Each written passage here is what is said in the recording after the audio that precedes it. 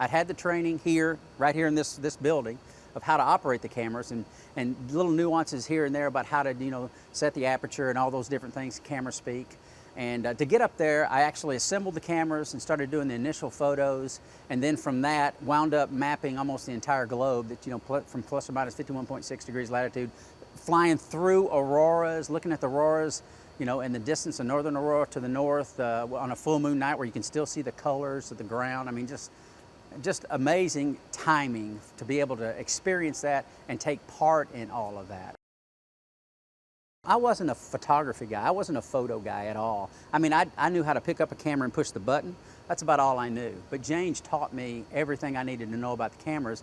And I got up there and I started experimenting. It was just me. I was the only one that had the training for the cameras. So I was just trying new stuff, and I'd just send down a bunch of pictures for different variety of things, different aperture settings and such that I was just trying out. And we settled on some things that worked. Again, I'm liaisoning with James through Marcia Ivins, and getting some recommendations here and there, and we tweaked a few things, and we just were off and running from that point.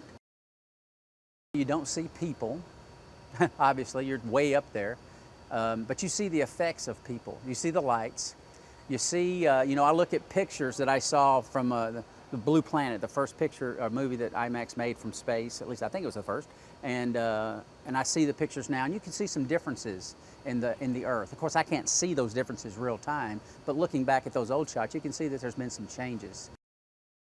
I was one day on about an 8-hour period, I took pictures of the Amazon, the mouth of the Amazon River, the red deserts of Australia, Baja, California with the desert contrasted with the blue ocean, and Uzbekistan, some lakes in Uzbekistan, and the clouds and how it intertwined with the tan of the desert.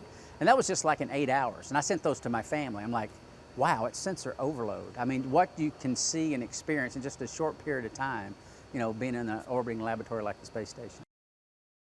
You're going 17,500 miles an hour, so you go all the way around the globe every 90 minutes. Of course, the globe is rotating underneath you, so you see something different every time you come around, because we're, like I said, 51.6 degrees. If you relation the Earth, we're in this kind of orbit around the Earth, and the Earth is rotating around us. So you get about 1,000 miles further to the west every time you come back around to the same point, if you will. So you see the entire globe in 24 hours, and that's where you get your 16 sunrises and sunsets a day at that speed. The cameras are actually on us, tethered to us, and basically you set the focus, you set everything up before you go outside, and you hit the button, because you got those big gloves on, so all you can do is really hit the button, and hopefully everything's set right, and off it goes. So we got some pretty good shots.